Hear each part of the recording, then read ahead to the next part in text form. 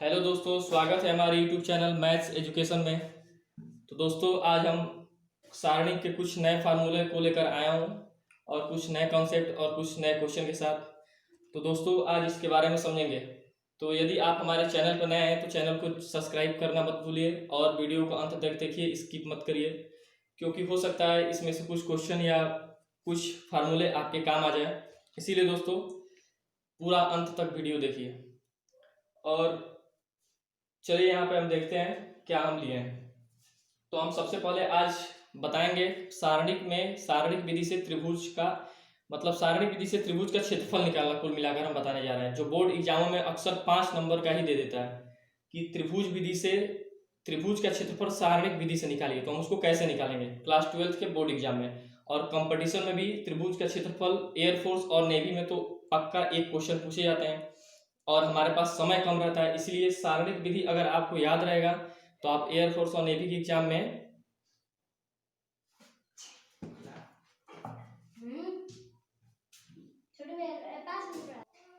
तो हम बता रहे थे कि कंपटीशन के एग्जामों में क्वेश्चन ऐसे आते हैं और यदि शारीरिक विधि आपको याद रहेगा तो आप कम समय में तुरंत हल कर लेंगे और वो लंबा वाला फार्मूला लगाएंगे तो फिर आपको दिक्कत होने लगी और समय नहीं बचेगा। इसलिए इसको समझेंगे। चलिए वीडियो को अंत तक देखिए। तो दोस्तों, यहाँ पे दिया हम लिखे हैं त्रिभुज का क्षेत्रफल निकालना कैसे सीखेंगे, सारणिक विधि से कैसे हल करेंगे। Area of triangle. तो यहाँ पर हम सूत्र लिखे हैं x1 x2 x3 y1 y2 y3 1 1 1। यही होता है इसका फार्मूला, इसको याद कर लीजिए और हो सके तो हम इसको वीडियो को रोक कर और इसको नोट कर लीजिए इस सूत्र को। तो यही होता है इसका सूत्र। एग्जाम्पल हम ले लिए हैं, इस एग्जाम्पल से इस सूत्र में रखकर इसको हल करके आपको दिखाएंगे कि कैसे तुरंत 1 सेकेंड में इसका 5 सेकेंड के अंदर इसका आंसर कैसे निकालेंगे। तो आप जानते हैं, पहले आपको समझाते हैं कि x1 y1 x2 y2 क्या है। अगर आप जानते हैं तो ठीक है, नहीं जानते हो तो एक बार फिर से देख लीजिए। तो ये है, इसको बोलते हैं हम x1, ये है y1, ये x2, ये y2, ये x3, ये y3। इतना जानते हैं आप। चलिए सारणिक में हम इसका मान रखते हैं, ऐसे बनाते हैं हम x1 x2 x3। x1 क्या है 3, x2 क्या है -4, x3 क्या है 5 रख देंगे। y1 y2 y3, y1 क्या है 8, y2 क्या है 2, y3 क्या है 1 और फार्मूला में क्या था 1 1 1 रख दिए। चलिए इसको सॉल्व करते हैं हम। तो हम आपको बता चुके हैं कि सारणिक में जितना जीरो बनाना हो उतना जीरो बनाइए। तो जीरो बनाने के लिए अगर हम इसमें से घटा तो 2 जीरो बन जा रहा है। तो 2 जीरो बन जा रहा है तो हम क्या कर रहे हैं, r1 बराबर r1 माइनस r2 तथा r2 बराबर r2 माइनस r3 कर दे रहे हैं। जब इतना हम कर देंगे तो फिर देखिए यहाँ पे क्या आएगा, घटाइए 7 हो जाएगा, घटेगा तो फिर ये घटेगा तो -9 हो जाएगा, ये 5 हो जाएगा, ये 6 हो जाएगा, ये 1 हो जाएगा, ये 1 हो जाएगा, ये 0 0 1 हो जाएगा इतना। चलिए इसको हल करेंगे हम। 0 0 को छोड़ देंगे, डायरेक्ट 1 को लेकर हम विस्तार करते हैं। 1 को लेकर विस्तार करेंगे तो इसको छोड़ेंगे, इसको छोड़ेंगे, इसमें इससे गुना होगा, क्या आएगा 7, इसका इससे तो माइनस और माइनस प्लस 54 हो जाएगा। जब जोड़ेंगे तो क्या होगा 61 हो जाएगा। अब ये आंसर नहीं हुआ, जब त्रिभुज का क्षेत्रफल निकाल रहे हैं तो हम बटा 2 जितना इस विधि से आए उसका बटा 2, यहाँ पे 1/2 भी रहता है, अंत में बटा 2 कर देते हैं तो 61/2 ये आ जाएगा, 61/2 आंसर आ जाएगा। यहाँ पे बटा 2 मैं भूल गया था, यहाँ पे चाहे अंत में भी हम सोचेंगे अंत में समझा देंगे। चलिए कोई बात नहीं, यही होता है त्रिभुज विधि से क्षेत्रफल निकालना। अब हम त्रिभुज विधि से क्षेत्रफल निकालना सीखे, हम सारणिक विधि से दो रेखाओं के बीच का समीकरण निकालना सीखेंगे। जैसे 2 बिंदु दिया है, उनके बीच रेखा जो बनेगी उसका समीकरण निकालना सीखेंगे। तो चलिए उस नए फार्मूले के बाद। तो दोस्तों, इसी पर आधारित हम त्रिभुज के क्षेत्रफल तो पढ़ लिए, अब संरेख के बारे में पढ़ लेते हैं। संरेख क्या होता है? संरेख होता है एक ही बिंदु में स्थित, इसी का मतलब होता है संरेख। यदि 3 बिंदु दिया है और बोले संरेख, तो इसे समझेंगे क्या कि वो तीनों बिंदु एक ही रेखा पर स्थित हैं, अर्थात एक ही लाइन में स्थित है, उसी को संरेख बोलते हैं। ठीक है, या एक समतलीय बोलते हैं या संरेख बोलते हैं। बोर्ड के एग्जाम में समतलीय भी करके देता है, सिद्ध कीजिए कि ये तीन बिंदु समतलीय हैं, तो डरना नहीं है, वो संरेख को ही समतलीय बोलते हैं, एक समतलीय बोलते हैं। ठीक है, समरूप बोलते हैं, तो इसी प्रकार बोलते हैं।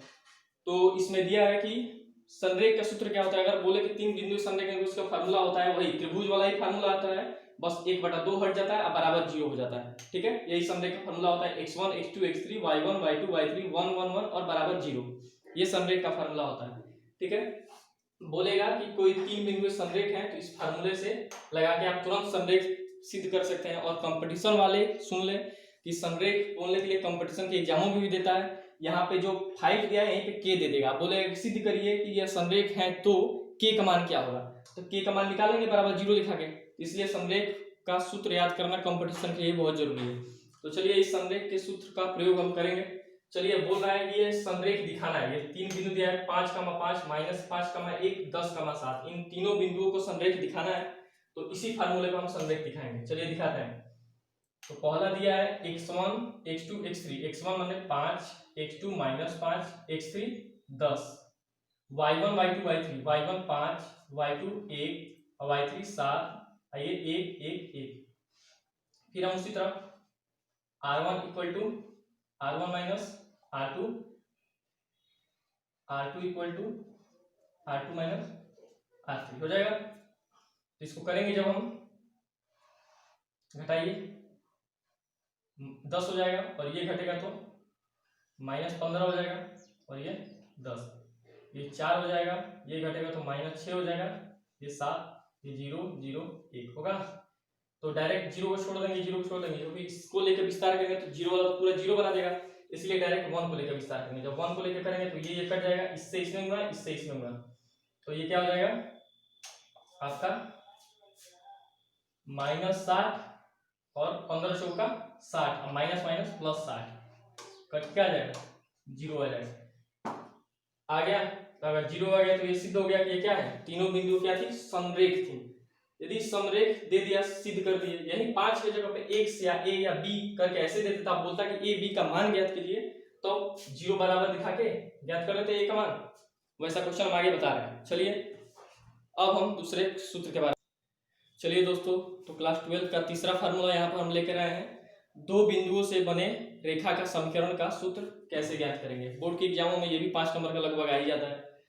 तो यदि दो बिंदु दिया है और उन दो बिंदुओं से बोला कि सारणिक विधि से इनके बीच बने रेखा का समीकरण ज्ञात कीजिए, तो हम इस सूत्र से ज्ञात करेंगे। सूत्र दिया है यहाँ पे देखिए, लिखा है कि दो बिंदु के बीच रेखा का समीकरण, मतलब equation of A line between two points. ठीक है, तो यहाँ पे सूत्र लिखे हैं x x1 x2 y y1 y2 1 1 1 equal to 0। ठीक है, यहाँ पे हम एग्जांपल ले लिए हैं 3, 6 1, 3 से रेखा का समीकरण। ठीक है, इन दो लाइनों से इक्वेशन ऑफ लाइन निकालना है। ठीक है, इन दो बिंदुओं से, इन दो पॉइंट से इक्वेशन ऑफ लाइन निकालना है। तो चलिए हम इस सूत्र का प्रयोग करेंगे। सूत्र नंबर, फार्मूला नंबर 3 है। ठीक है, तो रखिए यहाँ पे x के जगह पे कुछ नहीं लिखेंगे क्योंकि वो x है, ये x1 y1 x2 y2। ठीक है, x x रह जाएगा, x1 की जगह पे 3, x2 की जगह पे 1। ठीक है, y की जगह पे y रहेगा, y1 की जगह पे 6 और y2 की जगह पे 3, ये 1 1 1 इक्वल क्या हो जाएगा 0। ठीक है, अब इसको हल करेंगे तो फिर हम 0 बना लेंगे, डायरेक्ट हल कर दें। चलिए हम जैसे आप लोगों को अच्छा लगेगा वैसे आप करिएगा, मुझे जैसे अच्छा लग रहा है हम वैसे कर रहे हैं। ठीक है, तो हम क्या कर रहे हैं, 0 बना ले रहे हैं। 0 बनाने की आदत पड़ गई है, 0 बना लेते हैं, आदत क्यों नहीं रहेगी। तो हम कर दे रहे हैं r1 equal to r1 minus r2 और r2 equal to r2 minus r3। तो ऐसे कर लेंगे तो ये क्या होता है, x माइनस 3, ये 2 1, ये y माइनस 6, ये 3 3, ये हो जाएगा 0 0 1, फिर 2 0 बन गया। अब फिर इसको छोड़ेंगे, इसको लेकर विस्तार करेंगे 1 को, तो 1 ऐसे ऐसे, इसमें इससे गुणा, इसमें इससे गुणा। तो यहाँ पे देख लीजिए, गुणा करेंगे 3 में x माइनस 3 से, अब -2 से y माइनस 6 में, बराबर क्या 0। ठीक है, गुणा कराइए, 3x हो जाएगा -9, अब माइनस ये क्या हो जाएगा 2y, अब माइनस माइनस मिलकर प्लस बनाएगा, ये 12 हो जाएगा बराबर 0। ठीक है, तो ये हो जाएगा 3x माइनस 2y, और ये क्या हो जाएगा +3 हो जाएगा। 9 जब 12 में से घटेगा तो +3 बराबर 0। ये आपका रेखा का समीकरण, इक्वेशन ऑफ लाइन बन गया। तो इस सूत्र का प्रयोग करके रेखा के समीकरण का सॉल्व निकाल दिया हम। तो यही सूत्र होता है। तो चलिए दोस्तों, अब एक ये तो सूत्र पढ़ लिया, अब इसी सूत्र, इन तीनों सूत्रों के आधारित इंपॉर्टेंट क्वेश्चन जो आपके एग्जामों में पूछे जाए, बोर्ड एग्जामों से महत्वपूर्ण और कंपटीशन एग्जामों के लिए भी। चलिए 2-3 क्वेश्चन करा देते हैं इंपॉर्टेंट जो मेरे हिसाब से है। चलिए तो क्वेश्चन देखेंगे हम इसके हिसाब से। चलिए दोस्तों, तो मैं एक क्वेश्चन ले लिया हूं यहाँ पे। ये क्वेश्चन दिया है ए कामा बी, A1 कामा B1 और A minus A1 comma B minus B1, यही क्वेश्चन है। ठीक है, बोल रहा है यदि तीनों बिंदु संरेख है, यदि तीनों बिंदु कॉलिनियर है, तो बोल रहा है सिद्ध कीजिए A बटा B इक्वल किसके A1 बटा B1, ये सिद्ध करना है। तो कंपटीशन वाले इसको डायरेक्ट ये इसको याद रखेंगे, क्योंकि एग्जाम में आएगा डायरेक्ट ऐसे करके आएगा और डायरेक्ट इसको याद कर लेंगे। सॉल्व करने से कोई फायदा मिलने वाला है नहीं, डायरेक्ट याद कर लीजिए। और जिसका बोर्ड का एग्जाम है वो डायरेक्ट इसको सॉल्व करना देखेंगे। और सॉल्व करने से कोई खराब बात भी नहीं है, सॉल्व करना आना चाहिए। जब तक सॉल्व करने नहीं आएगा तब तक डायरेक्ट ऑप्शन लगाने नहीं आएगा, ये तो श्योर है। तो चलिए देखते हैं। अभी मैंने आपको संरेख का सूत्र बता दिया है। ठीक है, क्या बताया, x1 x2 x3 y1 y2 y3 1 1 1 equal to 0, यही सूत्र बताया मैंने। चलिए उसी सूत्र पे करेंगे हम। तो यहाँ पे हम सॉल्व लिख लेते हैं। ठीक है, सूत्र क्या था, x1 a, x2 a1 x3 a minus a1, यही ना। y1 b, y2 की जगह क्या है b1, और y3 की जगह पे b माइनस b1 1 1 1 किसके इक्वल है 0 के इक्वल है। अब हम फिर वही R1 वाला क्रिया कराते हैं, क्योंकि हम बताए सारणिक तभी आसानी से हल होगा जब तक उसमें जितना 0 बना दें। तो 0 हम 2 इसमें मैक्सिमम बना सकते हैं, 3 तो बनाएंगे नहीं तो कमाने 0 हो जाएगा। चलिए तो वही क्रिया कराएंगे, R1 equal to R1 minus R2 तथा R2 equal to R2 minus R3, क्रिया कराएंगे। क्या हो जाएगा, ये A माइनस A1 और ये A minus A plus A1 हो जाएगा। माइनस अंदर गुणा करा दिए, ये A माइनस A1। ठीक है, ऊपर इसको घटाएंगे तो B माइनस B1, ये B1, ये A1 है, ये B1 minus B plus B1। ठीक है, ये B माइनस B1, ये 0 0 1 हो जाएगा। इतना तो समझ में आ रहा होगा। अब यहाँ पे हम देख रहे हैं कि यहाँ पे A1 A1 2 A1 B1 B1 2 B1, तो यहाँ पे लिख दें। तो यहाँ पे हो जाएगा A minus A1 2 A1 minus A minus A1, ये B minus B1 2 B1 minus B, ये B माइनस B1 0 0 1 हो जाएगा इक्वल 0। यहाँ पे भी इक्वल क्या है 0 है। ठीक है, अब विस्तार करते हैं। अब तो कुछ कर नहीं सकते, विस्तार करेंगे। एक को लेके डायरेक्ट ये छूटेगा, ये छूटेगा, इसमें गुणा होगा, मतलब A माइनस A1 होगा गुणा किसके 2B1 माइनस B के। ठीक है, और माइनस इसका गुणा 2A1 माइनस A का गुणा किससे होगा B1 माइनस B1 से, इक्वल किसके 0। ठीक है, सॉल्व करेंगे तो गुणा करा दें हम पहले, तो गुणा करा दें तो 2AB1 माइनस AB, फिर इससे गुणा होगा तो माइनस 2A1B1 प्लस A1B। ठीक है, अब इससे गुणा कराते हैं, माइनस को ऐसे रख देते हैं, पहले इससे गुणा कर ले, बाद में माइनस से गुणा कराएंगे। तो 2A1B माइनस 2A1B1। ठीक है, और माइनस AB, ये माइनस है, माइनस AB, और फिर माइनस क्या हो जाएगा AB1 हो जाएगा। अब माइनस से गुणा करा देते हैं, तो 2AB1 minus A B minus 2a1b1 plus a1b minus 2a1b plus 2a1b1 plus ab plus ab1 बराबर 0 हो जाएगा इतना। अब देखिए कुछ कट रहा है यहाँ पे या फिर कुछ जुट रहा है। देखिए 2a1b1 से प्लस 2a1b1 कट गया, और कोई माइनस ab से ये प्लस ab कट गया, और कुछ तो नहीं कट रहा है। तो चलिए लिख देते हैं यहाँ पे, बचेगा क्या 2ab1 माइनस 2a1b फिर plus a1b plus ab1 equal 0। ठीक है, हमको सिद्ध करना है a बटा b इक्वल टू a1 बटा b1। ठीक है, यही हमको सिद्ध करना है। तो चलिए अब 2 वाले को उधर हम भेज देते हैं, भेज दें। तो चलिए भेजते हैं, 2 वाले को उधर हम भेजेंगे। तो चलिए भेजिए, इसको पहले मिटा लेते हैं तब तक। चलिए तो हम इसको मिटा लिए, अब यहाँ पे हम इसको हल करेंगे। तो दिया है यहाँ पे, पहले इसको यहाँ पे उतार लेते हैं एक बार। 2ab1 minus 2a1b plus a1b minus ab1 equal to कितना हो जाएगा 0।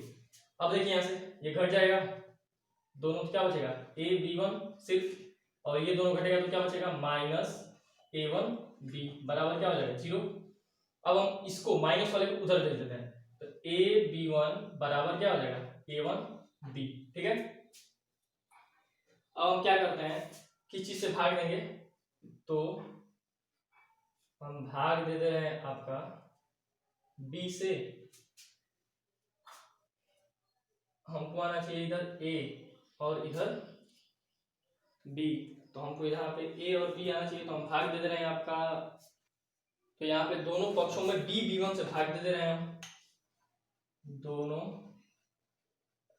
पक्षों में किससे b b1 से भाग देने पर। ठीक है, b b1 से भाग देते, a b1 है यहाँ पे, b b1 से भाग दे दीजिए इक्वल a1b है, b b1 से भाग दे दीजिए, b से b कट जाएगा, यहाँ से b1 से b कट जाएगा, क्या आएगा a बटा b इक्वल किसके आएगा a1 बटा b1 के। हमको यही सिद्ध करना था ना।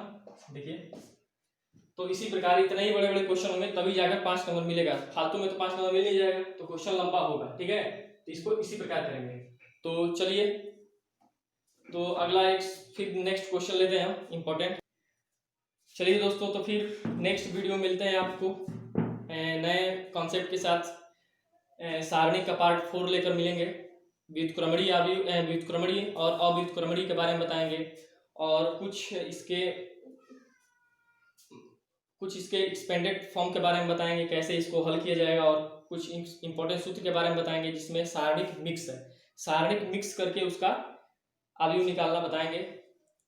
तो चलिए नेक्स्ट वीडियो मिलते हैं आपसे अगले वीडियो में। चलिए तब चलते हैं।